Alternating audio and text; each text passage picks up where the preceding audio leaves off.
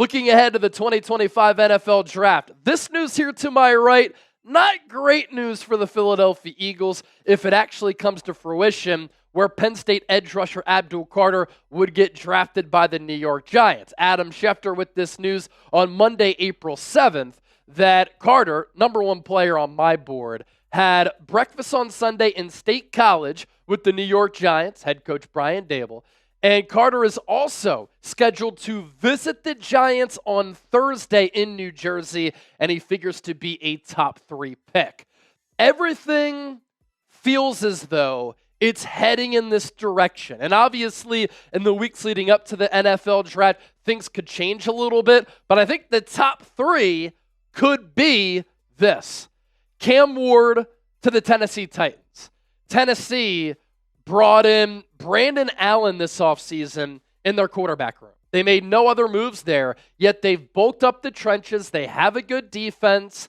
They have Brian Callahan as their head coach. He's an offensive mind from the Zach Taylor tree, formerly with the Cincinnati Bengals. And Will Levis is not the guy.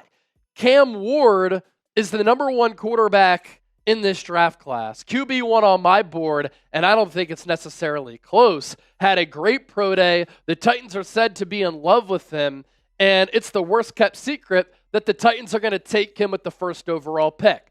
I think Travis Hunter could go to the Cleveland Browns at number 2 or the Giants at number 3, but there's a lot of buzz at the start of this week with a couple of weeks to go until the draft that the Browns really like him, and they like him as a wide receiver.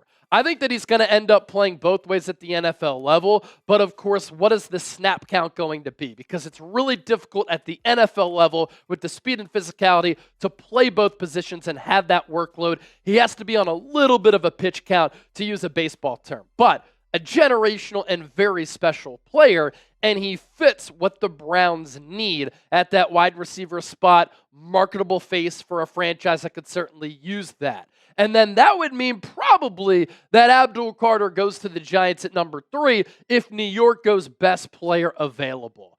And this would be unfortunate for the Eagles for a couple of reasons, right? Abdul Carter grew up an Eagles fan. He went to high school attending LaSalle. He goes to Penn State. He grew up a die-hard Philadelphia Eagles fan. He took his pops to the Superdome in New Orleans to watch the Eagles pick apart Kansas City. He even said it'd be a dream come true to play for the Eagles. On top of that, if he goes to the Giants, the Eagles have to worry about playing him twice a year. That would suck because of the storyline of him being an Eagles fan, but also because he's an excellent player. Also, it would mean that this potential New York Giants pass rush could be elite, really good. And you know me, I operate like Andy Reid and Howie Roseman. And Howie Roseman learned from Andy Reid. You build your football teams along the trenches. Once you find that quarterback, you build your squads inside out. And we saw how Philadelphia dominated the Super Bowl, right? But if the Giants can boost a pass rush that consists of Brian Burns, one of the top edge rushers in the game, Dexter Lawrence, one of the top nose tackles in the game, probably the best nose tackle, not defensive tackle, nose tackle. Kayvon Thibodeau has to step up a little bit, but the flashes are there. And then Abdul Carter, that could be the pass rushing combination for New York. That's something that you certainly have to game plan against if you're Philadelphia and be wary of, because that front 4, or at least those 4 players, they can take over games. And you think about how the Eagles won Super Bowl 59. They did not blitz once. They got home with 4 all night long against Patrick Mahomes. They generated 25 pressures without having to dial up a blitz, and they dominated the trenches up front with Brandon Graham, Jalen Carter, Jordan Davis, Nolan Smith, Jalex Hunt, Moro Ajomo, Milton Williams. They were relentless, to a point where we saw Patrick Mahomes looked as lost and as flustered as we've ever seen him. Lacking confidence, where he threw 2 picks and that strip sack where Jalen Carter basically just punched him in the face. But the Giants could replicate a little bit what the Eagles had in 2024. That's with the dominant front. And I don't really like what the Giants have done this offseason. There's no doubt about it. Joe Shane, their general manager, I think gets a pass sometimes for being a handsome dude. But he knows that his seat is hot going into 2025. And they've paid great money to good players, and I think they've overpaid for a lot of those players. I don't think having Russell Wilson as your starting quarterback does anything for you for this upcoming season. And that would mean that the Giants don't have their future quarterback on that team. But when you build up your defensive line, that's a solid way to build up your football team. And I look at Abdul Carter as a blue chipper, a game changer. And there aren't a lot of those types of players to that degree in this draft class.